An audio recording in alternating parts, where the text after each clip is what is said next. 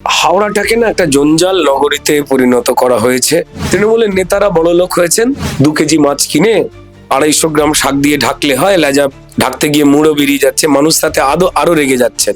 নিজের মাটির মেয়ে নিজের মাটি ছেড়ে অন্যত্র পলায়ন করেছিলেন। ভবানীপুরে ভুয়ো ভোটের কাছে ভারতীয় জনতা পার্টির পরাজয় হয়েছিল। এই মমতা বন্দ্যোপাধ্যায়ের সরকার এবং তার লোকজন মানুষের জন্য কিচ্ছু করেনি এইটা ছাড়া। যারা চুরি করেন মানুষের সবকিছু আর মিথ্যে কথা বলেন বারবার, তার জন্য তো নম্বরের ঘরই নেই। নির্বাচনী প্রচার চলছে জোর কদমে, আর তারই মাঝে দা ওয়ালের মুখোমুখি শিবপুরের বিজেপি প্রার্থী রুদ্রনীল ঘোষ। রুদ্র, দা ওয়ালে স্বাগত, নমস্কার।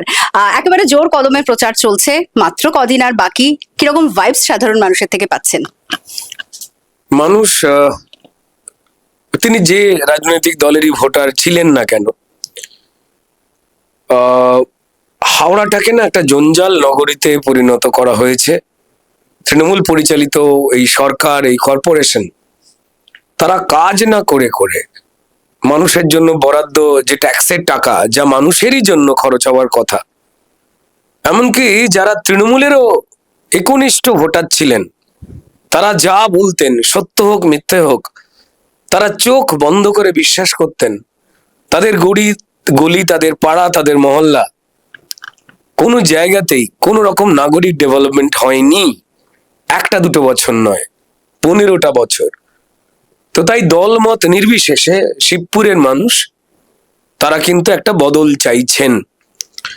এবং প্রচারে যে পাড়াতেই যাচ্ছি, এখন যেমন ধরো আমি আমার শিবপুরে জগাছার বাড়িতে বসে কথা বলছি। আমার বাড়ি হচ্ছে 47 নম্বর ওয়ার্ডে। শুনলে অবাক হয়ে যাবে যে 2014 সাল থেকে আজ অব্দি এই ওয়ার্ডে কোনো কাউন্সিলর নেই। হাওড়া শহরের যে হাওড়া কর্পোরেশন, তা 2018 সাল থেকে কার্যত বন্ধ।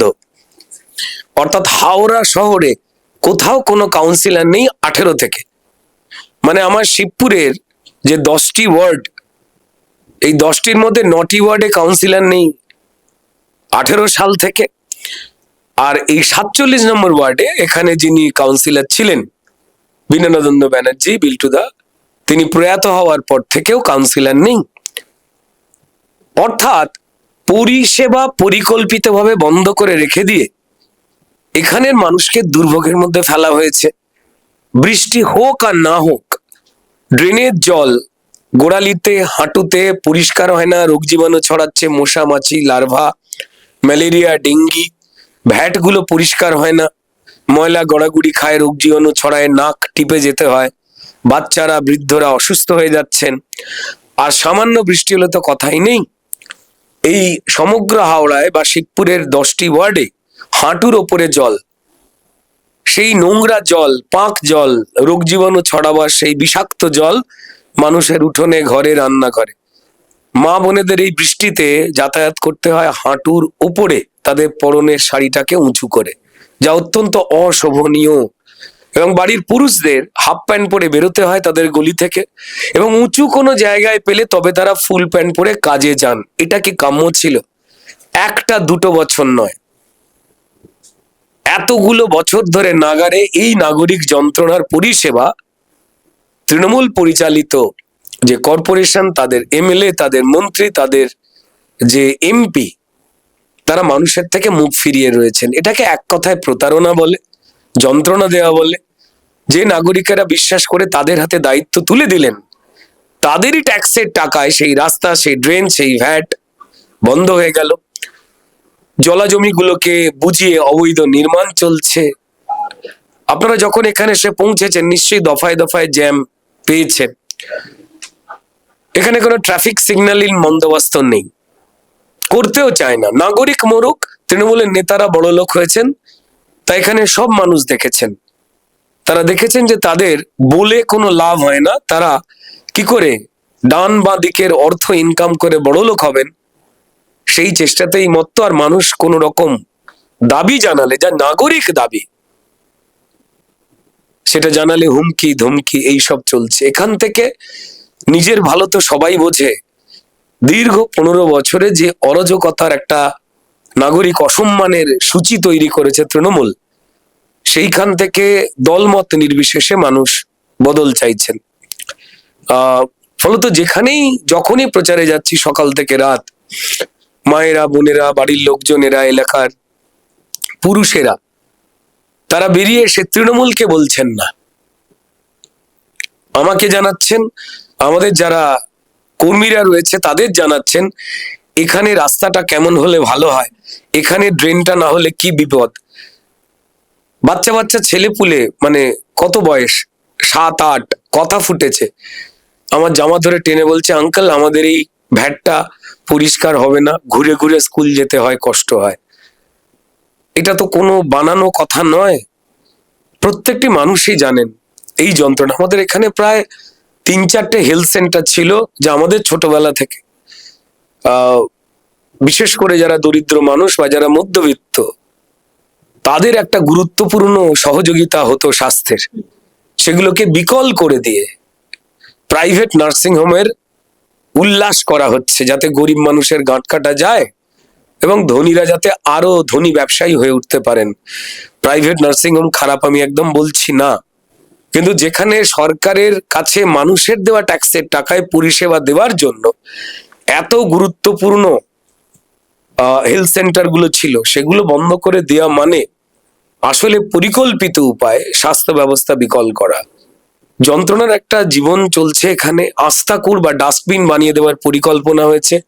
ভোটের মুখে আমি যেখানে যেখানেই যাচ্ছি খবর পেয়ে তড়ি ঘড়ি এখন, যাতে আমি ভিডিও বা ফটোতে যে জায়গাগুলো দেখিয়ে দিচ্ছি যে কি নাগরিক যন্ত্রণায় শিবপুরের মানুষ ভুগছেন, তৃণমূল এখন দৌড়াদৌড়ি করে কিছু কিছু জঞ্জাল, কিছু কিছু ড্রেন ফেন পরিষ্কার করা শুরু করেছে। কিন্তু যা হয়, 2 কেজি মাছ কিনে 250 গ্রাম শাক দিয়ে ঢাকলে হয়, লেজা ঢাকতে গিয়ে মুড়ো বেরিয়ে যাচ্ছে, মানুষ তাতে আরো রেগে যাচ্ছেন। তৃণমূলের যারা লোকজন তারা বলে বেড়াচ্ছেন যে এইবার নিশ্চয়ই হয়ে যাবে। 15 বছর জুড়ে যা এইবার হয়নি, মানুষ জানেন যে সেটা কখনো হবে না, সেটা সম্ভব নয়, কারণ মানুষ বদলের, এই সরকার বদলের একটা পরিকল্পনা নিয়েই নিয়েছেন নিজে বাঁচতে গিয়ে। আমি জিতে আসলে কি পরিকল্পনা থাকবে এই পরিস্থিতি থেকে মানুষকে উদ্ধারে, সেটা জানবো। তার আগে দুটো প্রশ্ন রাখবো। প্রথমত হচ্ছে, ভবানীপুর থেকে এবার শিবপুর, সেই লড়াইটা বেশি কঠিন ছিল নাকি এই লড়াইটা, কি মনে হচ্ছে? নাকি অনেকটা সুবিধাজনক জায়গায়, যেহেতু মানুষের মধ্যে একটা ক্ষোভ বিদায়, বিধায়কের কাজ নিয়ে যেগুলো বলছিলে তুমি, কিছুটা এগিয়ে থেকে এই লড়াইটা করা হচ্ছে? দেখো, প্রথম জায়গা ছিল যে 2021-এ আমার এই শিবপুরের, মানে নিজের বাড়ির মাটি, সেখানে প্রচুর মানুষজনই দলমত নির্বিশেষে তারা প্রত্যাশা করেছিলেন যে দল আমায় এখান থেকে প্রার্থী করবে। কিন্তু একদম দলের নিজস্ব সিদ্ধান্ত এবং সেক্ষেত্রে সাংগঠনিক দল, তারা আমাকে ভবানীপুরে ফেলেছিলেন, মমতা বন্দ্যোপাধ্যায়েরই কেন্দ্র। এবং সেখান থেকে মাত্র 2টি ওয়ার্ডের জন্য, যেগুলোকে মিনি পাকিস্তান বলা হয়, সেই মিনি পাকিস্তানের জন্যই অবাধে লুটপাটের ভোট হয় এবং আমার পরাজয় হয়। এবং সেখানে প্রচুর ভুয়ো ভোটের ব্যবহারও হয়েছিল, প্রায় 50,000-এর মতো ভুয়ো নাম বাতিল হয়েছে, তা তারা নিজেরাই দেখতে পেয়েছেন। এবং মমতা বন্দ্যোপাধ্যায় শঙ্কিত ছিলেন বলেই তিনি নিজের গড়ের অবস্থা কি সর্বনেশে হয়ে রয়েছে এবং ভেজাল ছাড়া বাঁচবার কোনো রাস্তা নেই, এবং সেটা ঝুঁকির বলেই কিন্তু নিজের মাটির মেয়ে নিজের মাটি ছেড়ে অন্যত্র পলায়ন করেছিলেন। সেখানে যদিও শুভেন্দুবাবুর কাছে তার পরাজয় হয়। আর বাই ইলেকশন আমরা জানি যে যে সরকার চলে আসে সেই হাওয়াতেই জেনারেলি হওয়ার একটা প্রবণতা। তো যাই হোক, ভবানীপুরের আমি বলবো না যে পরাজয় হয়েছিল, ভবানীপুরে ভুয়ো ভোটের কাছে ভারতীয় জনতা পার্টির পরাজয় হয়েছিল, কিন্তু এবার সেই ভুয়ো ভোটটা অনেকটাই নির্মূল হয়েছে, সবাই জানেন। তো ফলত মানুষ যা প্রত্যাশা করেছিল সেই প্রত্যাশাকে মানে সম্মান জানিয়ে, সেই প্রত্যাশাকে সমর্থন করে আমার দল আবার আমাকে আমার নিজের বাড়ির যে জায়গা, যেখান থেকে মানুষ চাইতেন, আমায় চাইছেন বা চেয়েছেন দলমত নির্বিশেষে, আবার বলছি, কারণ এখানে আমি বাবাই, এখানে এই নামে সবাই ঘরের ছেলে। হ্যাঁ, কারণ এই মাটি আমার যতটুকু পরিচয় পরিচিতি এই মাটি থেকেই তো তৈরি হয়েছে। এখানেই আমার ছাত্র রাজনীতি শেখা, এখানেই আমার সোশ্যাল ওয়ার্ক শেখা, এখানেই আমার নাট্যচর্চা শেখা। তারপর এখানের মানুষের জন্যই, মানে শিখতে পেরে তারপর আমার আস্তে আস্তে সারা পশ্চিমবঙ্গের মানুষ আমাকে চিনেছেন, জেনেছেন। এটা তো কেউ অস্বীকার করতে পারবে না, মাটি থেকেই শেখা। এবং আমি, বাবা মা আমার শিক্ষক শিক্ষিকা ছিলেন, তারা সব সময় সোশ্যাল ওয়ার্ক গুলো করতেন। যখনই যেখানেই বেরোচ্ছি 10টা বাড়ি অন্তর অন্তরই বন্ধুরা, কাকারা, দাদারা এগিয়ে এসে হাত ধরে বলছেন যে চিন্তা নেই, আমরা সবাই আছি। তৃণমূলের কাছে এখানে ভোট চাইবার মতো আসলে কিছু নেই, কারণ তারা যেভাবে মানুষকে ঠকিয়েছেন, তাই তারা পাগলের প্রলাপ বকছেন। আমি যে বাড়িতে বসে রয়েছি সেটা আমারই বড় হওয়ার বাড়ি, আমার নিজের বাড়ি। তারা বলছেন যে এখানে আমার বাড়িটারি নেইটাই, আমি অনেক আগে বেঁচে টেচে এখান থেকে চলে গেছি, আমি আসলে বহিরাগত। তো বলে তারা বেসিক্যালি মানুষকে আরো বেশি করে রাগিয়ে দিচ্ছেন তাদের বিরুদ্ধেই। আমি বলবেই বোকামিগুলোকে বন্ধ করতে, সত্যিটাকে মানতে, যে ভাই আপনারা কাজ করেননি, চলুন আসুন। আপনারা যদি চান যে শিবপুরের মানুষের ভালো হোক, আপনার এই দল আপনাদের উঠোনে মশা, মাছি, রোগ, ড্রেনের জল ঢুকিয়ে দিয়েছে, স্বাস্থ্য পরিষেবা বন্ধ করেছে। আপনারা যদি মানুষের উপকার চান, তো তাহলে এর আগে কংগ্রেসকে মানুষ দেখেছেন আমাদের রাজ্যে, বামেদের দেখেছেন, তারা কিছু করতে পারেননি। তৃণমূলকে দেখেছেন যে কিভাবে লুঠে রাজত্ব করেছেন, হুমকি ধুমকি, এখনো থ্রেট, পোস্টার ছেড়ে দেওয়া, এগুলো চলছে। তারা যত এগুলো করবে তত পরিষ্কার আমার যে দল, সেই দলের না লড়াইটা আরো বেশি করে মজবুত হচ্ছে, যে আমাদের অসভ্যতামির বিরুদ্ধে লড়াই করতে হচ্ছে মানুষের পক্ষ নিয়ে। মানুষ তত বেশি করে একত্রিত হচ্ছেন, যত এই অকারণ কুৎসা, মিথ্যাচার। আসলে এখানে তৃণমূলের যিনি প্রার্থী হয়েছেন তিনি তো বালির এমএলএ ছিলেন। এখানে যিনি এমএলএ তিনি দাঁড়াননি কেন, দাঁড়াতে পারলেন না কেন, এ নিয়ে নতুন কিছু আর আমি বলবো না। মানুষ বিরক্ত হয়েছেন। এবার ঠিক এখানে যিনি এমএলএ তিনি বালিরও এমএলএ ছিলেন, তাকে নিয়েও মানুষ এত বিরক্ত হয়েছে যে তিনি বালিতে দাঁড়াতে পারলেন না, তিনি এখানে এসেছেন। যিনি বালিকে ভাসিয়ে এবং ডুবিয়ে এসেছেন, তার সম্বন্ধে খবর শিবপুরের মানুষেরা রাখেন। আসলে এটা তৃণমূলের দলীয় পরিকল্পনা, এটা কোনো ব্যক্তির আলাদা কোনো কাজ নয়। তারা নিজেরা বড়লোক হবেন এবং মানুষকে সার্ভিস দেবেন না। পুরো হাওড়া শহরটা 500 বছরের পুরনো শহর, ড্রেন, পাঁক, জঞ্জাল, ভ্যাট, এটা কি কোনো সভ্য মানুষের নিজের ট্যাক্সের টাকা কিভাবে নষ্ট হচ্ছে এটা দেখতে চাওয়া? গতকালই মমতা বন্দ্যোপাধ্যায় এই হাওড়ায় এসেছিলেন, কিছুটা শিবপুর, দক্ষিণ হাওড়া, সেই রাস্তা দিয়ে তিনি হাঁটলেন। তার জন্য রাস্তা মেরামতি হয়ে গেল মানুষের ট্যাক্সের টাকায়। কিন্তু মানুষ 15 বছর চেয়েছে তার ট্যাক্সের টাকায়। এই মমতা বন্দ্যোপাধ্যায়ের সরকার এবং তার লোকজন মানুষের জন্য কিচ্ছু করেনি এইটা ছাড়া। বরং মমতা বন্দ্যোপাধ্যায় হাঁটলেন, তার জন্য যে রাস্তা তৈরি হলো, ভ্যাট গুলো যে পরিষ্কার হয়ে গেল, যা বাচ্চা বুড়োরা, এলাকার মা বোনেরা বলে বলেও করাতে পারেননি তৃণমূলের কাউন্সিলর, এমএলএ, এমপিদের দিয়ে। মানুষের ট্যাক্সের টাকা তার জন্য পরিষ্কার হয় না, কিন্তু তৃণমূল নেত্রীর জন্য সেই টাকা ব্যবহার হলো। এই বার্তায় কিন্তু শিবপুরের মানুষ, হাওড়ার মানুষ একদম খুশি হননি। তো যাই হোক, তারা তাদের কুৎসা, লুট, মারপিট কিভাবে করবে তার প্রস্তুতি চালাচ্ছে। আর আমাদের প্রস্তুতি হচ্ছে যে মানুষ দরজায় দরজা থেকে বেরিয়ে এসে যে কথা আমাদের জানিয়েছেন, সেই নাগরিক পরিষেবা যেগুলোকে পরিকল্পিতভাবে তৃণমূল বন্ধ করে রেখে শিবপুরের মানুষকে অসুবিধায় ফেলেছে, যন্ত্রণায় ফেলেছে, সেই কাজগুলো আগে করা। মানুষের আশীর্বাদে ভারতীয় জনতা পার্টির পদ্মফুল শিবপুরে ফুটলেই এটা অবশ্যই করার। আরো একটা বিষয় যেটা জানতে চাইবো যে বিজেপিতে যোগদানের পরেও সরকারি একটা পদে আপনি ছিলেন, এবং কোথাও গিয়ে নিন্দুকদের একটা বক্তব্য সামনে আসে যে সরকারি যে কোনো কাজ বা যে কোনো অন্যায় দেখলে আমরা দেখেছি সরব হয়েছেন আপনি, এবং সেখানে কোথাও ব্যক্তিগত চাওয়া পাওয়া বা কাজ না পাওয়ার জন্যই কি এই প্রতিবাদ বা এতটা সরব হওয়া, এরকম একটা ন্যারেটিভ যারা নিন্দুক তারা সেট করেন, নাকি যে রাজনৈতিক দল অর্থাৎ বিজেপিতে এসে তাদের আদর্শ, তাদের নীতি নিয়ে যে লড়াই, সেই ভালো লাগা থেকেই এই প্রতিবাদ এবং এতটা সোচ্চার হওয়া? প্রথম কথা, সম্পূর্ণ ভুল তথ্য এগুলো। আমি কোনোদিন তৃণমূলের কোনো পদে ছিলাম না। আমি দায়িত্ব নিয়ে মমতা বন্দ্যোপাধ্যায় আমাকে যে কাজগুলি দিয়েছিলেন সেগুলো মন দিয়ে করছিলাম। অর্থাৎ দলমত নির্বিশেষে আমার রাজ্যের যারা নাগরিক তাদের জন্য পরিষেবা কি করে পৌঁছবে তার নজরদারি, এবং সেই নজরদারি আমি এত কড়াভাবে শুরু করি, তাতে চুরিতে অসুবিধে হচ্ছিল তৃণমূলের বেশ কিছু নেতা এবং মন্ত্রীর।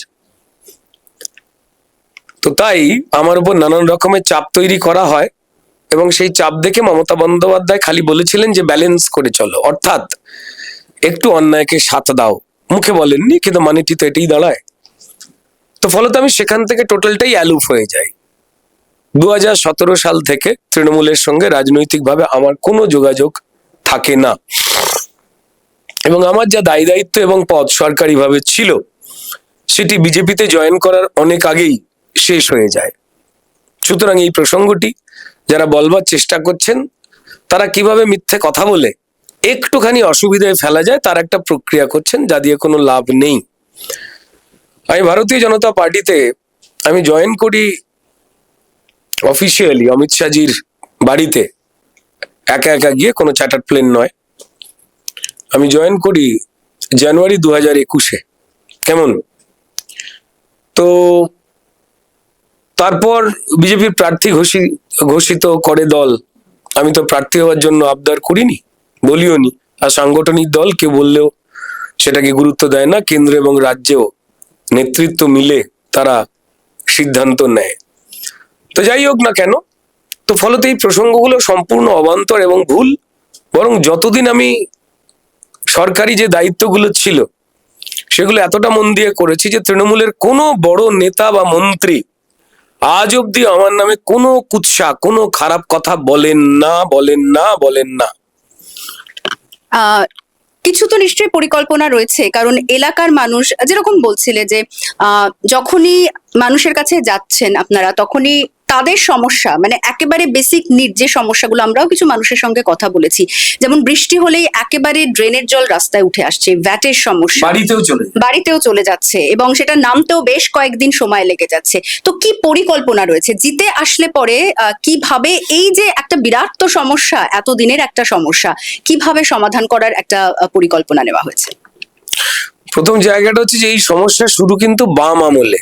শুধু একা তৃণমূলকে দোষ দিয়ে লাভ নেই, তৃণমূল সমস্যা বাড়ায়, চুরি করে আরো বেশি করে সমস্যায় ক্ষত তৈরি করে। মেন আমাদের এখানে ড্রেনেজ ক্যানেল রোড রয়েছে একটা, সেইখানে ড্রেনের পাইপের আয়তন বা চেহারা যতটা বড় হওয়া উচিত ছিল, বামেরা ততটা বড় করেনি। মানে ভবিষ্যতের দিকে জনসংখ্যা কি লেভেলে বাড়তে পারে, ময়লা কতটা বেরোতে পারে, করেনি। এবং তার সঙ্গে সঙ্গে তৃণমূল এসে যেটা করেছে, সেই জল যেখান দিয়ে বেরোবার, ময়লা জলগুলো, আমাদের ড্রেনের জলগুলো বাড়ির বা গার্বেজ, সেইগুলো বেরোবার আউটলেটটা পুরো বন্ধ করে দিয়েছে, এবং পরিষেবাটাই টোটাল বন্ধ করে দিয়েছে। আপনি নিশ্চয়ই বুঝতে পারবেন যে কর্পোরেশন সিস্টেম যদি বন্ধ হয়ে যায়, মানুষের পরিষেবা পুরোটা বন্ধ হয়ে যাবে। ড্রেনগুলোর দিকে আপনারা যদি আসার সময় নিশ্চয়ই দেখেছেন, বা যাওয়ার সময় যদিও ছবি তোলেন, দেখবেন যে আবর্জনায় ভর্তি হয়ে রয়েছে এবং কিলবিল করছে মশার লার্ভা, যা ক্রমাগত ডেঙ্গি আর ম্যালেরিয়া ছড়াচ্ছে, ক্যান্সার হয়ে যাচ্ছে লোকের। এখানে বহু জায়গা রয়েছে সামান্য বৃষ্টিতে ওই জলগুলো বেরোতে পারে না বলে, যেগুলো ওয়েটল্যান্ড ছিল সেগুলো সরকারিভাবে অবৈধ পদ্ধতিতে বিক্রি করে দিয়ে সেই জলা জমিগুলোতে বাড়ি বানিয়ে দেওয়া হয়েছে অবৈধ প্রমোটিং এর মাধ্যমে। এটা তৃণমূলের এমএলএ, মন্ত্রী যারা এখানে রয়েছেন, কাউন্সিলর, তারা মিলে এই টোটাল অসাধু পরিকল্পনায় জড়িয়ে, ফলত জলগুলো বেরোবার রাস্তা বন্ধ হয়ে রয়েছে। সবার আগে তার একটা বিকল্প পথ তৈরি করার, এই অপরিচ্ছন্ন জলগুলো যাবার। জলাশয় বা পুকুর, যেগুলো শিবপুরের গলি যেমন একটা অংশ শিবপুরের চেহারার চরিত্রের, ঠিক তেমন জলাশয় বা পুকুরগুলো একটা অংশ, যেখানে বাড়ির কাজ হয়, লোকে ব্যবহার করে। এই ড্রেনের জলগুলো সেই পুকুরে ফেলে মাছ চাষ করা তো বন্ধ করছেই, মানুষের যে নিত্য নৈমিত্তিক যে কাজ পুকুরের জলে যা আমরা করি, সেগুলো বন্ধ হয়ে গিয়ে পুকুরগুলোকে বিষাক্ত করে দিয়েছে, সেগুলো পরিচ্ছন্ন করা। আর সব থেকে বড় কথা, যে হেলথ সেন্টার গুলো, যেগুলো মানুষের কাছে ফুসফুস, গরিব মানুষ, মধ্যবিত্ত তো সামর্থ্য নেই যে প্রাইভেট নার্সিং হোমে গিয়ে সবাই চিকিৎসা করাবে, এগুলোকে বড় করা এবং এগুলোকে প্রায় হাসপাতালের মতো চেহারা দেওয়ার একটা বড় দায়িত্ব নিতেই হবে আমাদের। নাহলে আমাদের এখানে সরকারি হাসপাতাল বলতে গিয়ে একটাই পড়ে রয়েছে, এই হেলথ সেন্টার গুলোকে বন্ধ করবার পর হাওড়া হসপিটাল, লোকে বলে ওয়ান ওয়ে, পেশেন্ট নিয়ে যাওয়ার সময় নাকি 2টো করে তুলসী পাতা পকেটে নিয়ে যেতে হয়। এ দুর্ভাগ্যজনক, বলতেও খারাপ লাগছে। তার বিরাট কোনো পরিবর্তন হয়নি, সেখানের ঘিঞ্জি একটা অবস্থা, উন্নয়ন উন্নতি কিচ্ছু নেই সেখানে, মিথ্যাচারী চলে গেছে। তো ফলত স্বাস্থ্য পরিষেবা একটা ব্যাপক জোর দিতে হবে, ড্রেনেজ জোর দিতে হবে। থার্ড হচ্ছে ইন্ডাস্ট্রি বা কলকারখানা। একটা সময় হাওড়াকে শেফিল্ড বলা হতো, সবই এখন শাটার ডাউন। হাওড়া এবং হুগলির এই যে পুরো এত তোলাবাজি, এই জলগুলো তো শুধুমাত্র মানুষের ঘরে ঢুকে তাদের বেরোনো বন্ধ করে দিচ্ছে, অসুখ রোগ জীবাণু ছড়াচ্ছে তা নয়, কারখানাগুলো বন্ধ থাকে। তার উপরে কারখানা মালিকদের মুনাফা থেকে তৃণমূলকে তোলাবাজির টাকা দিতেই হবে। কিভাবে চলবে? সেই কারখানাগুলো যাতে পরিবেশ দূষণগুলোকে বন্ধ করা যায়, সেটা যতুগৃহ হয়ে উঠছে। ফায়ার লাইসেন্স, ফায়ারের কাগজপত্র, অগ্নি নির্বাপক যা যা জিনিসপত্র লাগে সেগুলোও ঠিকঠাক নেই। বিশেষ করে কলকারখানার এই যে চেহারা, যেটা হাওড়া বিশেষ করে শিবপুরের একটা বড় অংশ জুড়ে লেদ বলুন বা অন্যান্য যে কাজ, কনস্ট্যান্ট ঢালাইয়ের কাজ চলছে, সেগুলো বিপজ্জনক জায়গায় রয়েছে। সেটাকে কি করে পুনরুজ্জীবন করা হয়, যে আমাদের ইঞ্জিনিয়ার্সরা রয়েছেন তাদের সঙ্গেও কথা চলছে, রোজগারটা বাড়াতে হবে। আমি আমার দল যেমন ঘোষণা করেছেন সেই মোতাবেকই কথা চলছে, যাতে মহিলাদের 1,500 টাকার ভাতাটা যাতে 3,000 করা যায়, কারণ এই টাকায় তো কিছু হয় না। 3,000 টাকা প্লাস তার সঙ্গে সঙ্গে মহিলাদের স্বাবলম্বী করবার জন্য যে লাখপতি দিদি প্রকল্প, যা অন্য রাজ্যে রয়েছে, যে মহিলারা পরিশ্রম করে নিজেদের হাতের কাজ করে, গরিব মহিলারা যাতে 1 লাখ টাকা অবধি বছরে রোজগার করতে পারেন পরিশ্রমের, সেই বিষয়টা।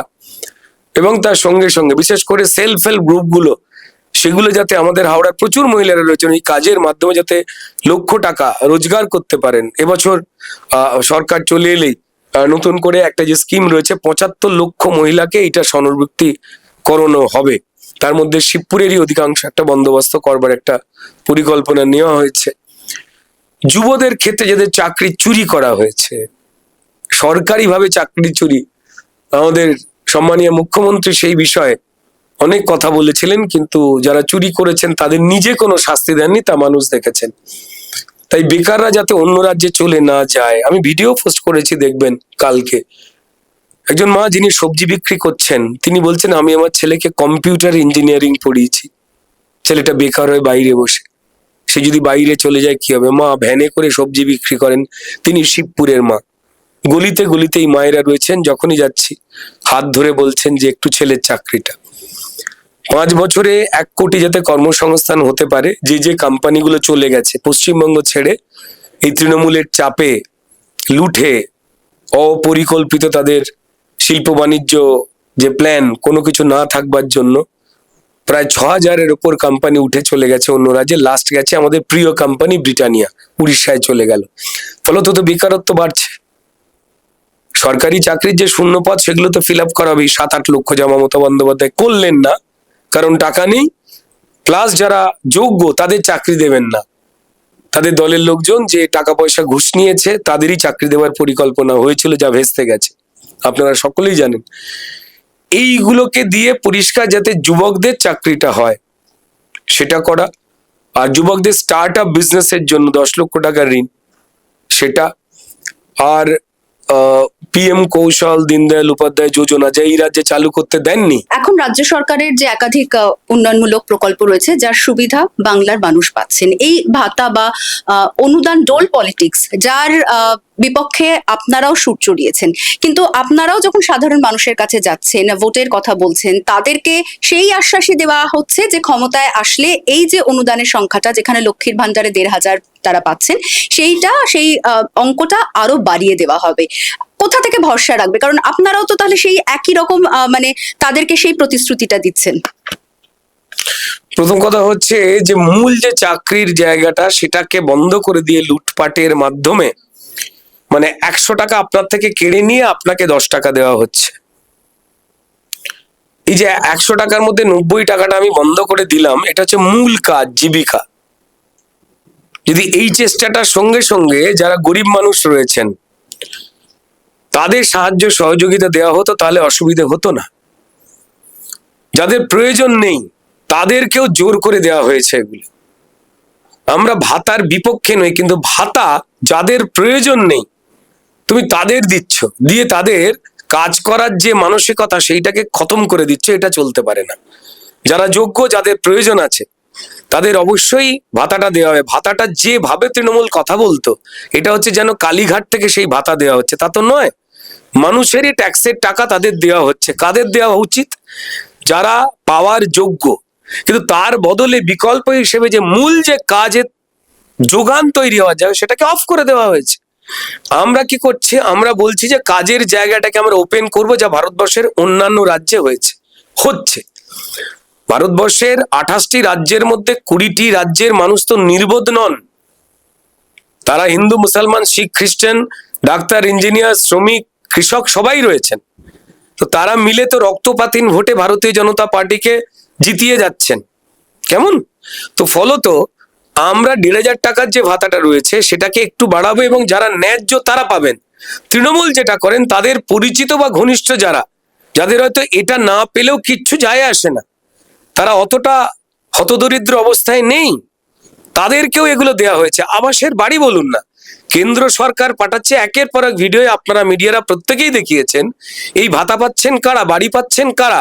যাদের প্রয়োজন নেই, যাদের 2-3টে বাড়ি আছে, তারা আবাসের বাড়ি পেয়েছেন তৃণমূলের নেতারা। এগুলোকে বন্ধ করতে হবে।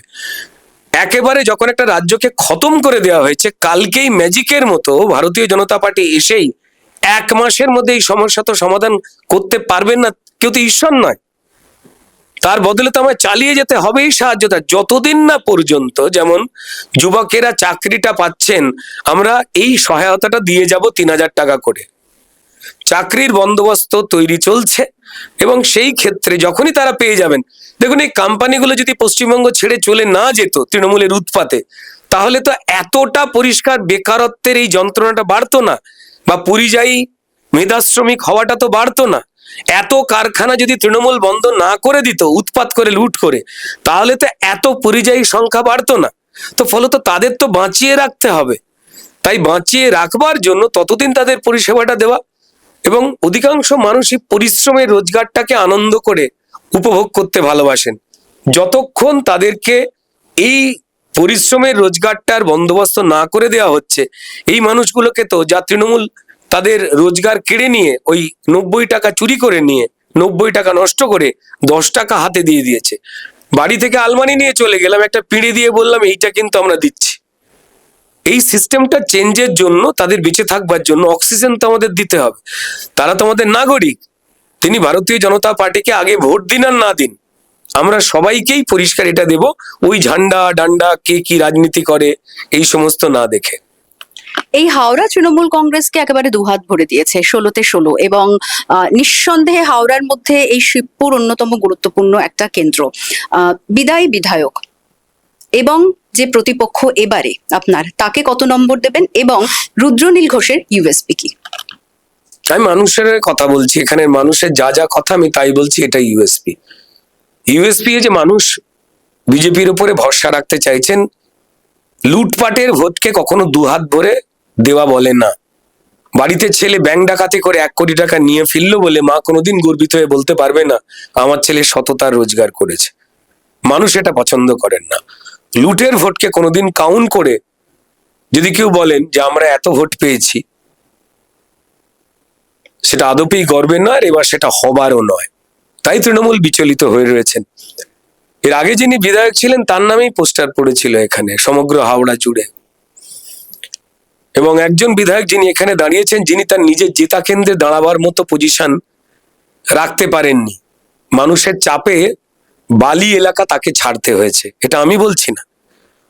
বালিতে এই মুহূর্তে যিনি তৃণমূলের প্রার্থী রয়েছেন কৈলাস মিশ্র, তিনি সর্বত্র মিডিয়াতে বলে বেরিয়েছেন, এবং দেখতেও পাওয়া গেছে তিনি ঘরে ঘরে গিয়ে মানুষকে বলছেন রানাবাবু যা কাজ করে গেছেন তার জন্য রেগে গিয়ে আমার থেকে মুখ ফিরিয়ে নেবেন না, অন্তত ভোট দিন একটা।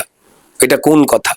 তাই স্পষ্ট, শিবপুরের মানুষ তৃণমূলকে 15 বছর ধরে, হাওড়ার মানুষ তৃণমূলকে 15 বছর ধরে সহ্য করেছে, দেখেছে, পরীক্ষা করেছে, এবং প্রমাণ পেয়েছে যে তারা নিজেরা লুটের টাকায় পকেট ভরা ছাড়া মানুষের জন্য কিচ্ছু করেনি, তাতে মানুষ মরুক। তাই মানুষ আমাদেরকে বার্তা দিচ্ছেন, কথা জানাচ্ছেন। প্রতিপক্ষকে কত নম্বর দেবেন? যারা চুরি করেন মানুষের সবকিছু আর মিথ্যে কথা বলেন বারবার, তার জন্য তো নম্বরের ঘরই নেই। দেবটা কি? ঘর আগে তৈরি হোক, তারপর দেব। সবশেষে দুটো প্রশ্ন। এই প্রচন্ড গরমে প্রচার চলছে, ফিট থাকার জন্য ডায়েটে কি থাকছে? প্রায় মাসখানেক ধরে এই কড়া রোদ্দুরের মধ্যে আমি এবং আমার এখানে যারা কর্মীরা রয়েছেন প্রাণপাত করা পরিশ্রম করছেন। মানুষ ঘরে ঘরে দাঁড়িয়ে কথা বলছেন, রোদ্দুরে বেরিয়ে এসে কথা বলছেন, যন্ত্রণার কথা বলছেন। সত্যি কষ্ট তো হয় প্রত্যেকেই মানুষ। যতটা সম্ভব ইলেকট্রোলাইট জল খাওয়া, গ্লুকোজের জল খাওয়া বা একটু ডাব টাব খাওয়া, যা আমাদের খুব স্বাভাবিক সহজ খাবারের মধ্যে পড়ে, সেটা চেষ্টা করে যাচ্ছি। একটু জ্বর হয়েও ছিল। আজকে যখন কথা বলছি, গতকাল রাত্রে থেকে একদিনের জন্য ডাক্তার রেস্টও বলেছে। আমার এখানে নিজে পিস্তুত দাদা আমার বাড়ির কাছেই থাকে, সে নিজেও ডাক্তার। সে রেস্টের কথা বলেছিল, বাট সেইভাবে সত্যি রেস্ট দরকার হলেও হতে পারছে না। সবাইকে বলবো যে একটু সাবধানতা মেনটেন করে, কারণ প্রচার করতে গিয়ে ঘাম গায়ে বসে অজস্র ঘাম ঝরছে, তাতে ডিহাইড্রেটেড হয়ে যাচ্ছে বডি। সে যে কোনো রাজনৈতিক দলেরই লোকজন হন না কেন, আমি প্রত্যেককেই বলবো, আপনি আলো বা অন্ধকার যার পক্ষেই থাকুন না কেন, একটু এগুলো মেনটেন করলে বেটার হয়। আমি যে কোনো দলেরই কর্মীদের বলবো, সে চোরেদের পক্ষেরই লোক হোক বা মানুষের পক্ষেরই লোক হোক, যে একটু সাবধানে থাকতে। আমার মনে হয় এই মানুষের কথা বলবো, যেটা বললেন যে তার সঙ্গে এই যে কথার বাঁধন, এই যে সৌজন্যতা, এটাও মনে হয় কোথাও গিয়ে রুদ্রনীল ঘোষের ইউএসপি। সব শেষ প্রশ্ন, একেবারে প্রচারে আজকের যে ড্রেস কোড, মধ্যে এত গরম, মানে সেটা থেকে বাঁচার জন্যই কি এই বিশেষ ধরনের পোশাক বেছে নেওয়া? সাদা পোশাকটা নর্মালি আমাদের গরমকালে অনেকটা হিটের থেকে বাঁচতে একটা সাহায্য করে, তো ফলত তাই। আর এমনি কি বলা যাবে, যে সেটা হচ্ছে যে যখন তখন না জামা কাপড় প্রায় ভিজে ভিজে অবস্থায় জায়গায় হয়ে যায়, তো দ্রুত চেঞ্জ করবার জন্য আর এক সেট রেখে দেওয়া হয়, উপায় তো নেই। তো বাস ক্লান্ত হয়ে যাচ্ছে প্রত্যেকটা মানুষ, যা চড়া রোদ্দুর। আমি সবাইকে বলবো সাবধানে থাকতে। আর এই পোশাকের সুবিধাটা হয় একদম ওই হিটের জায়গা থেকে সুবিধা হয়, এই আর কি। পোশাকের বিশাল বিরাট গুরুত্ব নেই, আমার মনে হয় গুরুত্ব রয়েছে যে মানুষের যে সমস্যাটা রয়েছে, সেটা যে রঙেরই সমস্যা হোক না কেন, যে সমস্যা 15 বছর ধরে তৃণমূল পরিচালিত যে পদে থাকা লোকজনেরা করেননি, তার বিপক্ষে গিয়ে মানুষের পক্ষ নিয়ে দৌড়াদৌড়ি করা, বাস, আর কিচ্ছু নয়। অনেক ধন্যবাদ রুদ্র, এতটা প্রচারের ব্যস্ততার মধ্যেও দাওয়ালকে সময় দেওয়ার জন্য। আমরা কথা বললাম শিবপুরের বিজেপি প্রার্থী রুদ্রনীল ঘোষের সঙ্গে। প্রচারের ব্যস্ততা চলছে, আর তারই মাঝে তিনি মুখোমুখি হয়েছিলেন দাওয়ালের। সৌপ্তিকের সঙ্গে অর্পিতা, দাওয়াল।